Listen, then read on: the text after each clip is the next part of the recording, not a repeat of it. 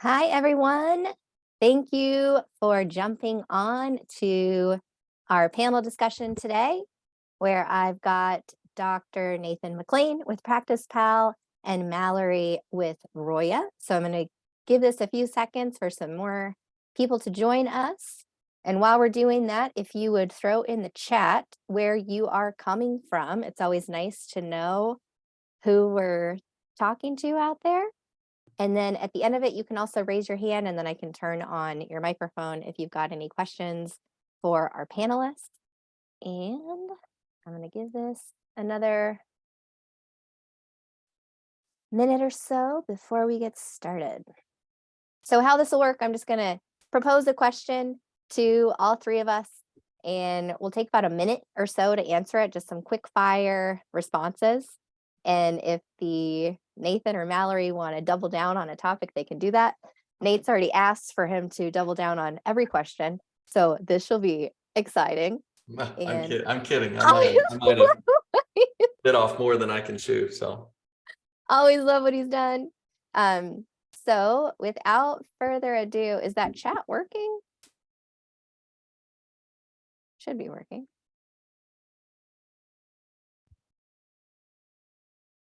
Yeah, should be working.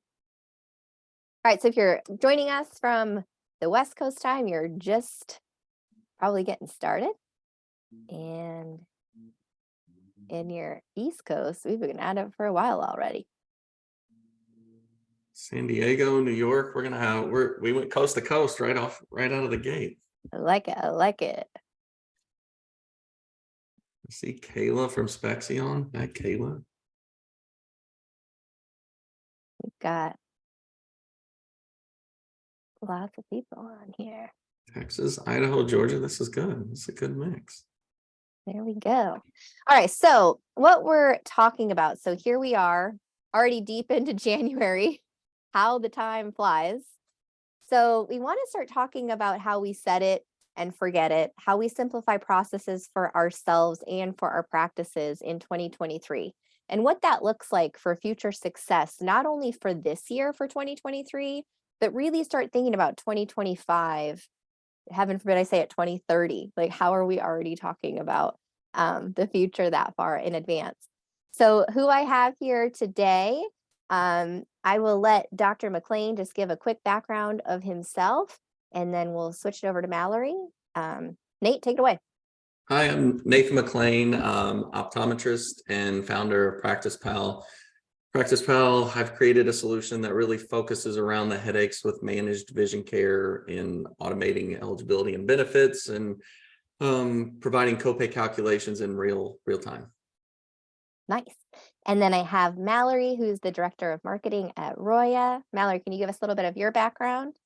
Of course. Hi, everyone. My name is Mallory. I have been with Roya.com since the beginning, about 8 years ago. We are a technology company that has built a proprietary content management platform, Canvas, and we help eye care professionals completely overhaul their digital strategy, taking care of everything from websites, Google Ads, SEO, everything under the sun if it has to do with digital marketing.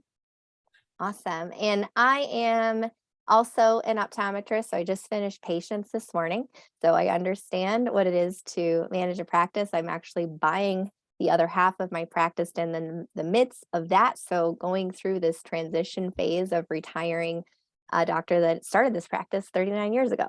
And then also co-founder of Dr.Contact Lens, which is an online ordering system that's agnostic to all of the brands out there that you're fitting. And we put you back into control of your patient's eye health by connecting the contact lens prescription to actually the purchase. And so here we're going to talk about some of those systems that Nate, Mallory, and myself have uncovered. And then in talking to multiple practices and locations across the US, which practices are really doing it, which practices are struggling a little bit, and where they can really improve.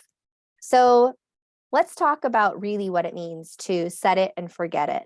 And when we're looking at this, we have to look at the lifetime value of a patient and why that actually matters. And if you start measuring it, what are those long-term gains?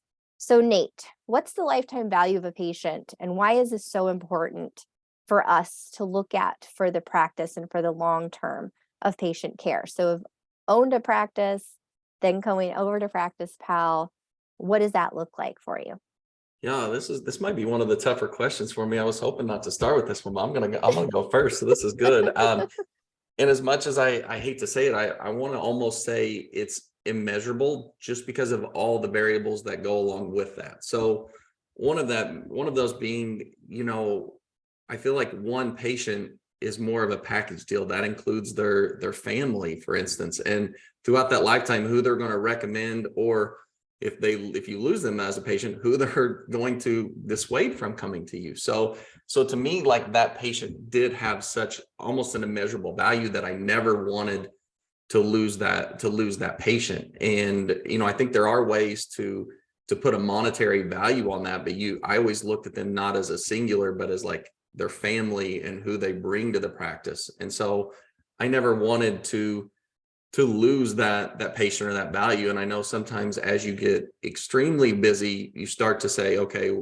based on my patient base or what managed vision care, insurances you accept, you start to kind of change that value a little bit. But I always looked at it from, I would rather expand and add doctors and try and take care of everybody that I could instead of whittle that down, I guess. Awesome. Great insight. And then Mallory, what have you seen to be the lifetime value and how can we really solidify that patient experience to make sure that we are really looking at the longevity of that patient relationship? From a marketing perspective, the lifetime value of a patient is really important to think about in terms of identifying where you want to put your marketing budget. So thinking about what patients have the opportunity to provide the most revenue over time. So yes, we know that sometimes acquiring new patients can cost up to 25% or 25 times more than retaining an existing patient. But you need both. If you want to grow a portion of your business and you know that dry eye or myopia has the upside of being a long-term higher value patient, they're booking multiple appointments a year, they will spend 5 times more than somebody just ordering contact lenses, then if I put my marketing budget to target specifically this segment, then I can, based on the metrics I've gathered, guarantee I'll get a 2-to-1 or 3-to-1 return on it. Those are amazing statistics that you have there. And I'm going to really kind of lean into here with my answer. So remember, in a practice, there's certain numbers that you want to look at to make sure that you're either growing or not. So coming into this practice that I came into, I looked at the age of his patient base, right? And your patient base tends to age with you a little bit. And when we brought me in as that young associate, and then we brought another associate in, you start to skew those numbers down again, which is what you need with the kind of revival of that practice. So the lifetime value, I just saw a patient this morning that started my journey in the practice together 13 years ago. And I just quickly did the math. He's already spent $3,500 for us over that longevity, and he'll be with me obviously for the next 15, 20, 30 years, hopefully. And so what Mallory said, when you're looking at your practice for growth, if you're seeing about 12 to 13% new patients, your practice is actually declining. If you're seeing between 15 to 17% new patients, you're staying steady. And if you're growing, you're seeing about 20 to 25% new patients. And we know what optometrists do really, really well is actually on recall and keeping those patients in the practice. So that's where advertisements and things on TV, we don't have to get upset about the competition because they have to see about a 60% new patient ratio to even stick with where their numbers are. So I think that's really important on what we have up on our competition as we do really well on that recall. I'm going to launch a poll here really quickly. And let's start with this one. Oops. see. Hold on. My Zoom is always acting up here. Let's relaunch this one. Okay.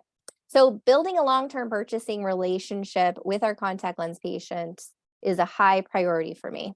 So when I'm looking, obviously I'm skewed more towards really understanding the contact lens side of the business. And I think Nate and Mallory can see this, is the more contact lens wearers you have in the practice, also the healthier practice is because they come back more consistently and they're the higher paying patients. And so when we're talking about one prescription walking or one patient leaving with that 35-year-old, you're losing dry eye aesthetics and myopia management behind there. So this is great that people are still looking at the contact lens prescription here as something that's really important to go after. So again, glad that you guys are all here. Let's jump to our next question. So I'll start with Mallory. How will viewing patients as consumers help you choose the right process or technology? Can you look into an experience that maybe you've had with a doctor on, or as you onboard practices with Roya, the doctor's offices that get it, that these are not only patients, but they are consumers. We live in a very special area within optometry where we get to bridge the gap for both. Why is this important that patients are looked at as also consumers? Absolutely. I mean, your practice exists because patients are consumers. You have what they are looking for, but you also have more. Having more treatments and services available at your practice to be able to identify somebody came in for this type of appointment, but they could also be a candidate for this, or making sure that they do purchase while they are in your office and not take the prescription elsewhere is pivotal. And for us, we always recommend taking that analytical approach and trying to rely on your numbers to help make those decisions. So taking some of the subjectivity out of it and looking at your patients as consumers in terms of the segments that they fall into, what buying behaviors, demographics can we group them into, and how can we use that to then further market to it, knowing that somebody that came in for specialty contact lens exam, and then knowing that they are 2 times more likely to book a second appointment in 6 months. So coordinating your reminder system and really having a comprehensive, holistic approach to using your consumer data to market to them. Amazing. And Dr. McClain, how are you viewing this in terms of those vision plan benefits? Because that's your whole world, obviously, that you live in, right?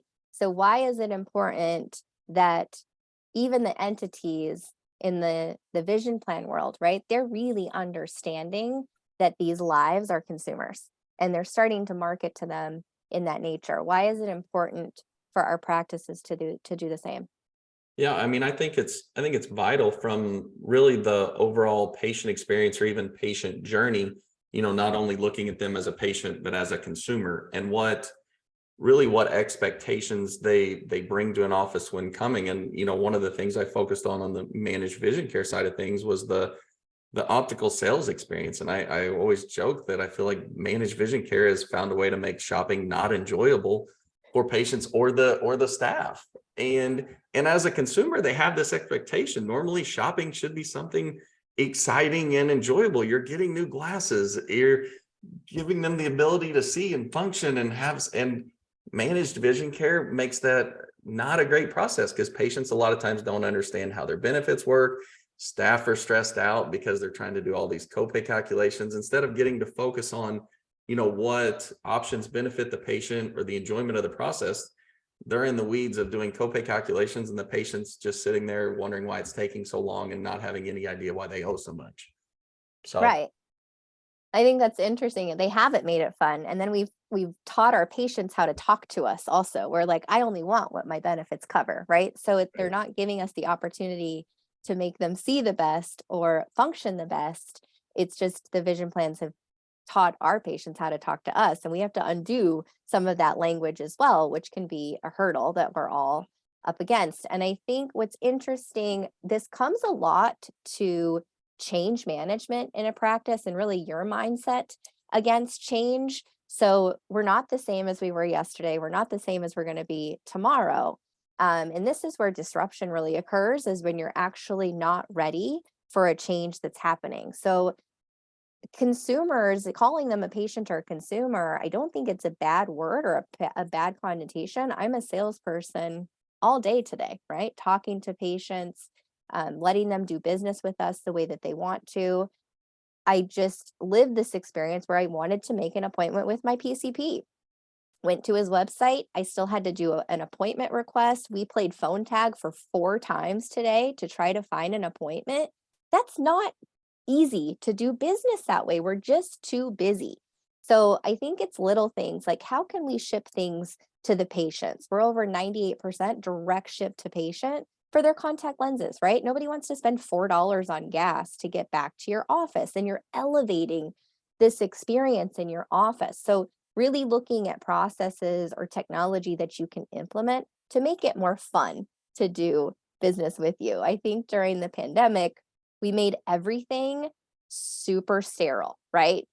You had to knock on the door 30 times. Nobody would look up, sit in this chair, don't touch that pen, don't try on that frame. So I'm asking you to kind of go back to your 2019 self on how it was fun to do business with your practice, and your staff will actually thank you too if you start going back to having fun with patients, because at the end of the day, we get to take care of their vision, which is pretty cool. So here, let's launch this next poll question. I see myself as both a healthcare professional and a purveyor of products to sell my patients. Do you agree? And you understand that as an optometrist, we must do both? Do you somewhat agree that you'd rather only be a healthcare provider, or that you disagree, you've never really thought about this option before? Do I still get to use my one of my double downs? Sure. Can I use it after the fact? Well, I Yeah. just think I think you brought up a great point, but I think leveraging technology can improve the experience for the consumer slash patient, but also improve office efficiency. So I think there's a way, a win-win in talking about, saving gas from patients, coming in to pick up contacts, but you're also eliminating the amount of time it took for staff to call the patients to let them know. They have to organize it, they have to put it in trays. So there's so many aspects on both sides of that equation that it becomes a win. Yeah, for sure. So you guys are talking obviously to many, many locations that are looking for solutions. And we've really become, even at Dr. Contact Lens, Nate and Mallory, I know we all take this approach being part of Techify, is really this modernization of a practice and what we can help you do to simplify. So if PracticePal isn't for you, maybe Dr. Contact Lens is. If Dr. Contact Lens isn't for you, maybe Roya is. And I think we all have worked really well together with our different things that we bring to practices, that it's really about doing demos and figuring out what fits. So which processes, I'll throw this to you, Nate, to start. Which processes have you seen offices, or even in your own practice, did you adopt that helps simplify the process for both the patients, the staff, and the doctor?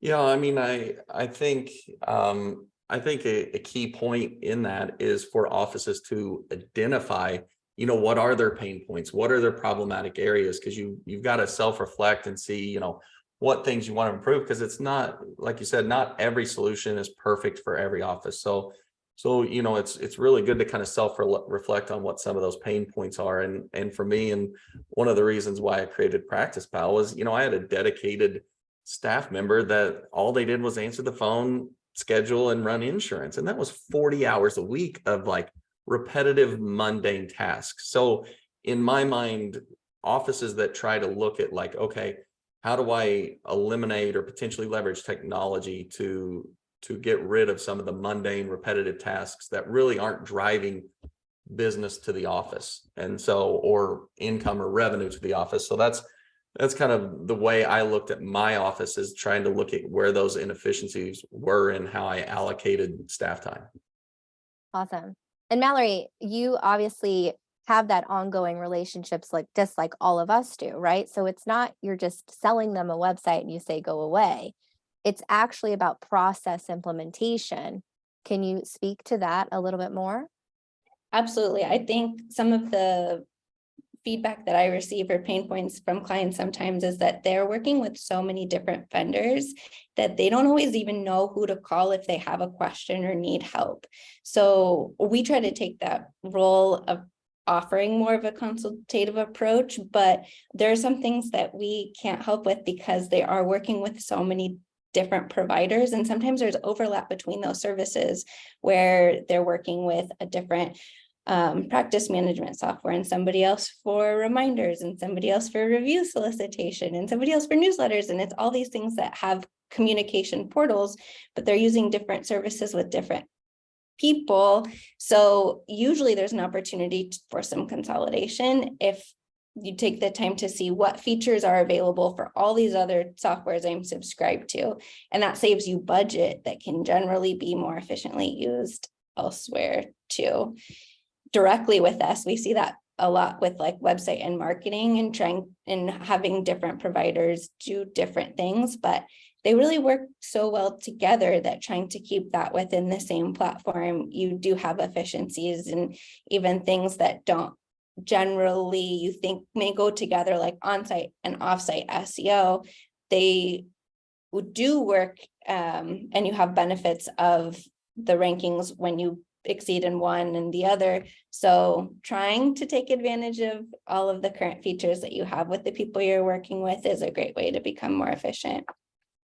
That's great insight. And then what I'm looking at and what I've really adopted in my own practice was figuring out, I have now a title, right? Where somebody is a chief innovation officer in my practice. Like that's actually now their title, because this is a doctor, right? You're the engine within an office. You don't have time to go and do demo after demo or even come to implementation. You've got to put somebody in charge of looking at solutions, right?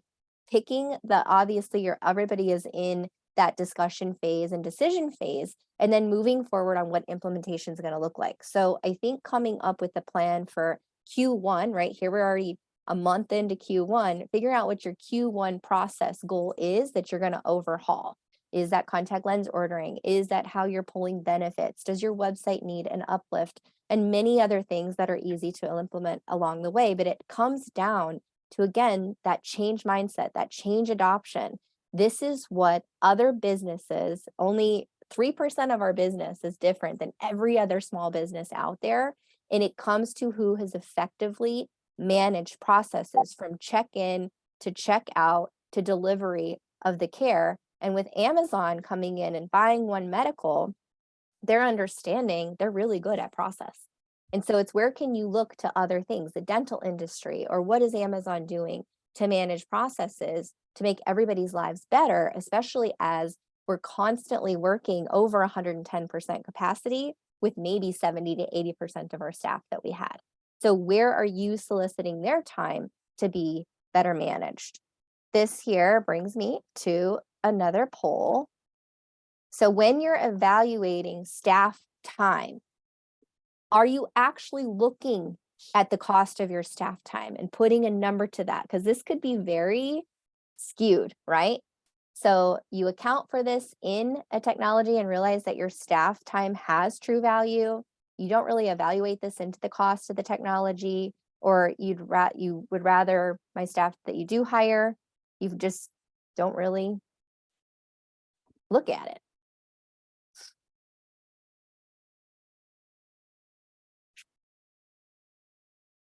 So that's great. And I'll kind of break this down into just contact lens ordering, right? Dr.Contact lens, we have a low monthly fee, comes to about $7 or $8 a day when you break it down, right? You haven't gone and stayed in a hotel. Hotels are like $300 a night now, right?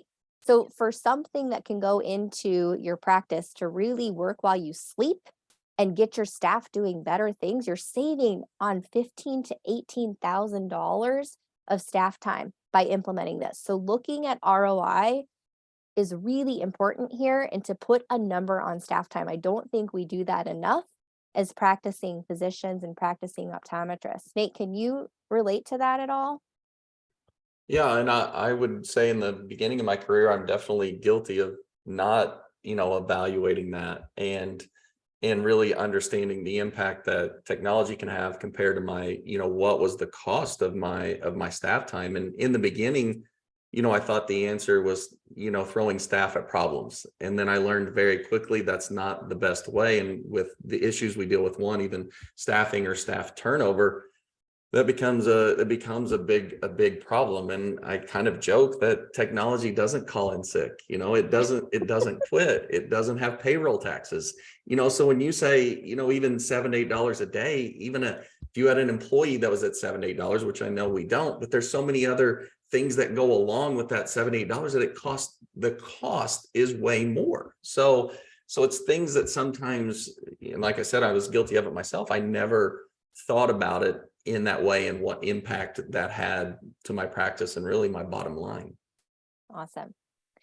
So this brings me here. What are the dangers of implementing free systems to help you with these processes? So Mallory, right? We do demos and they're like, the first thing anybody asks you is cost. And the same thing goes for patients, right? Everybody wants to get out because they can say that it's too expensive without actually evaluating things. So what are the dangers of implementing something for free?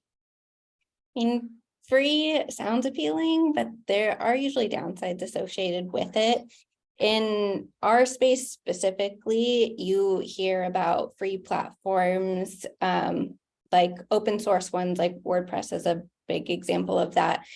But with those, there's always security risks. If you're not paying for encrypted software, you're more susceptible to hackers or malware, people with malintent. And especially in eye care and having HIPAA concerns, that isn't something that you want to gamble on.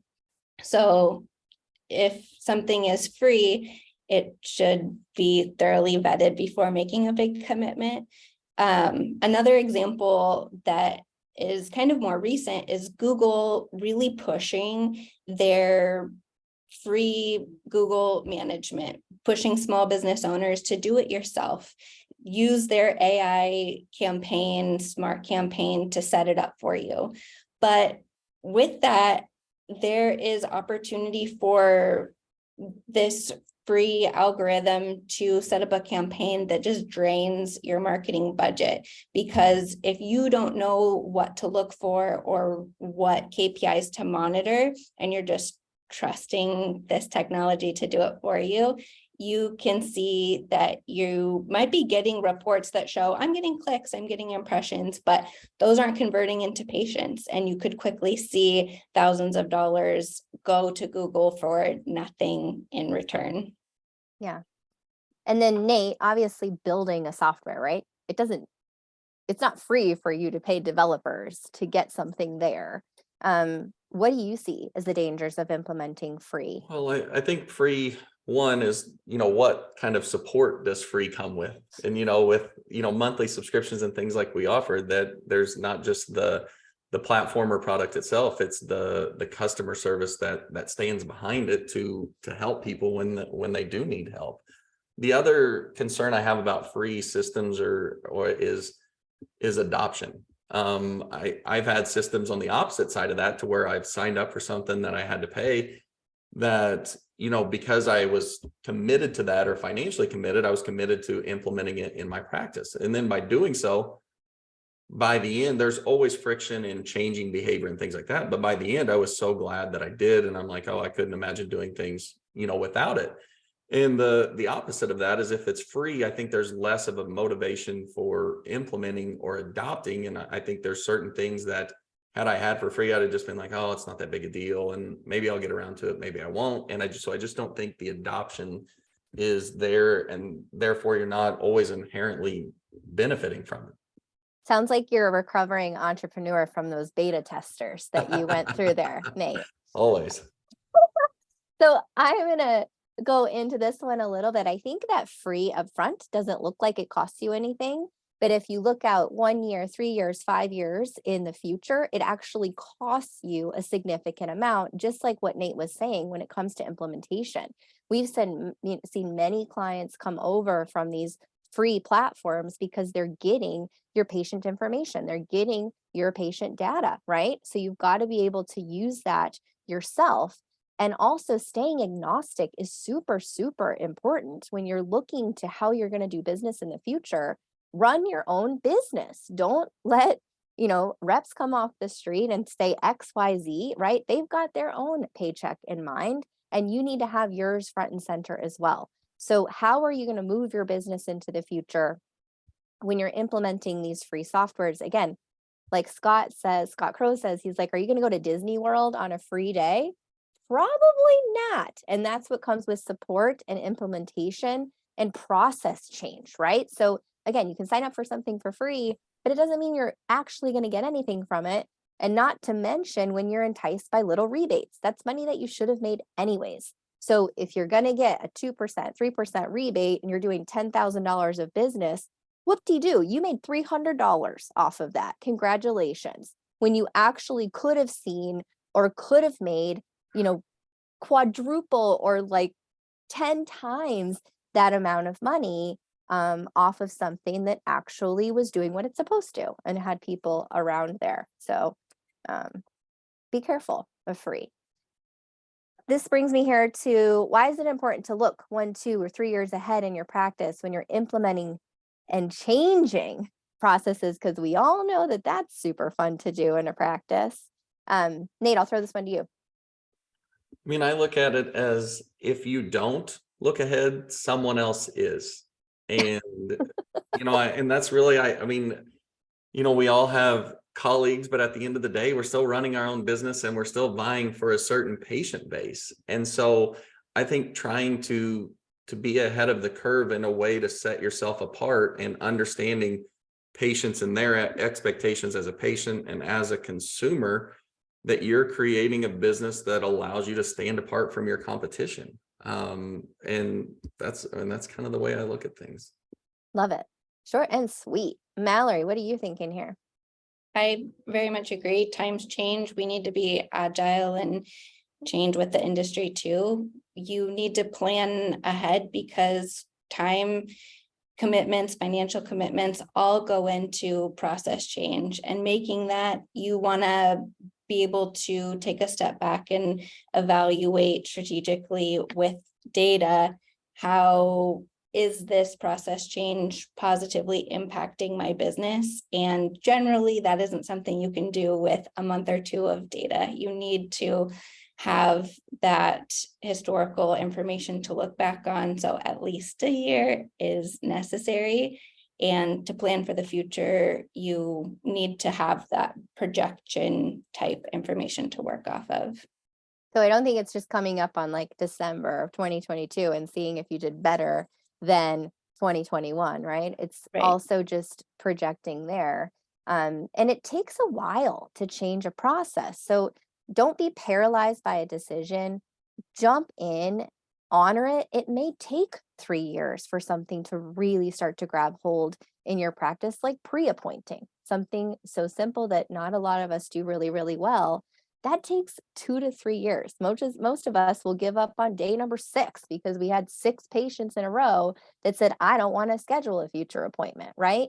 So we can't be discouraged by these no's or these little bumps in the road that we would hit with technology. I think it's important, or again, with staff change, I always interview my staff on what they love, what they want to see improved, and how they go to that. And what they love about the practice is that we are changing things, right? They are excited to come to work, but that's the attitude I bring, right? So if I come back from a conference, they know we're ripping something out. We're going to try something, right? So that's, I think, to be ahead of that curve on what you're doing within your practice is super, super important. Last question here. What is one thing you see practices that are successful that they do versus ones that are not as successful? Mallory, I'll throw that one to you. looking for opportunities to improve, not staying with the status quo, constantly pushing the limits and challenging themselves to see what else is out there and how they can leverage new technology, new treatments, new services to expand and grow their business, and being open to their process change. And much of what we talked about today, just being nimble and willing to adapt to changing times. And Nate, what's one thing that you do or that you saw that really helped you? Well, I think when it comes to being successful or growing, they used to just say there's only two ways you can make more money, is that's see more patients or make more money per patient. And now I think we can actually leverage technology, one, to really help you see more patients and make more per patient, but really streamline your businesses and be able to do more with less, especially when hiring new staff is hard, when staff turnover is high. Technology does allow you to do more with less. So I really think, understanding those benefits and what it can do for each individual practice really can help separate them and make them ultimately more successful. Yeah, and one thing I've always lived by is really, again, I think running a small business is hard, no matter which business it is. So being part of, there was a Business Networking International I was a part of for like 7 or 8 years. It didn't matter if you were an insurance agent, if you were an attorney, or whatever it was, right? We all have to put one foot in front of the other every day when we wake up. And I think that's what walks in the door here, is that attitude that you're really bringing. I say, I am the competition. So keep up over here, right? And that helps me kind of put my blinders on when I drive by 35 doors before I walk in my own practice in the morning. That can be super discouraging, right? But when you walk in, you've got a full book, your patients drive 2 hours to see you because the other doctor messed up their refraction. Really, really celebrating those little wins. And I think also having a tribe, talking to people that are in it with you, because your spouses don't get it, right? They're on their own stuff. You've got kids or whatnot that you're dealing with as well. So really finding that support system, somebody that you can call and just really, run stuff by and do it together, because it can get very, very lonely. And I understand that.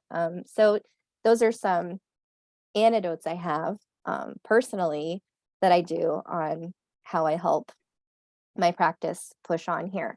So what's your greatest challenge, last poll here, when bringing something new to your office? Is it cost? Is it staff pushback? Is it patient pushback? You don't know where to start? And while they're thinking about it, it's a great point about having a group that you can rely on and bounce ideas off of. And one of the things I did in practice, and one of my classmates is, because it does take a while to implement new processes, flows, or technology, is you don't want to do too much at once, because then you overwhelm yourself and the staff. And so, but I would implement a process or a technology, and then one of my good friends would do a different one. So we're both doing them in tandem. So then you get to see the pros and cons. And then if they were like, hey, this is great, then I could almost hit the ground running. So it allowed me to do more in a shorter amount of time without the trial and error or just overwhelming myself and my staff. So it's a great point that I definitely leveraged. That's awesome.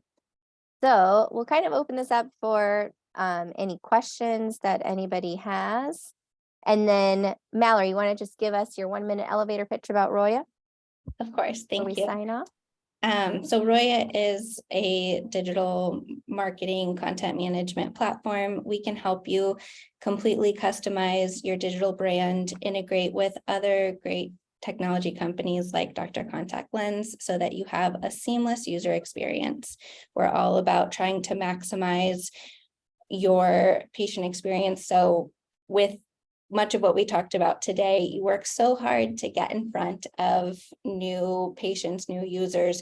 You don't want to lose them once you have their attention. So we look at everything from the ground up, from driving traffic to your site, converting them once they are on your site, and then looking at data on how we can future segment and continue to market to those that are profitable patients for you. Awesome. Thanks, Mallory. And Nate, what do you guys do at PracticePal?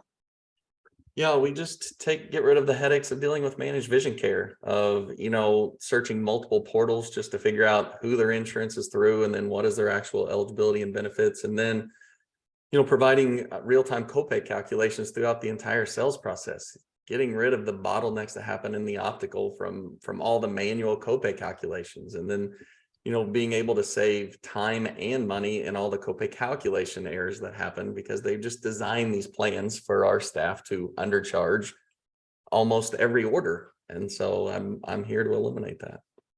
Awesome. And then at Dr. Contact Lens, what we help you do is automate your contact lens ordering systems and process. So there's 28 steps to process a single contact lens order. We get that down to under 2 minutes per order. So right there, you're saving 6 to 10 minutes per order. We help patients send them digital copies of their prescriptions. So if you've got that patient that says, this is the best eye exam, can I have a copy of my prescription? Instead of going on defense, you get to go on offense and send that to them via text and email. And then patients get those reorder reminders. So if they did order a 6-month supply, they are reminded automatically to come back and order from you. And on patients that are due or overdue to come back and see you, we also help you get those higher value patients in. So we allow you to compete in this online ever-changing world and be there for your patients. So thank you all for joining us today. You can see a recording of this, and we will be back February 15th with 2 more great panelists, and away we go. Thank you guys so much, and make it a great Wednesday. Thanks, Nate and Mallory. Thanks a lot. See you Thank guys. you.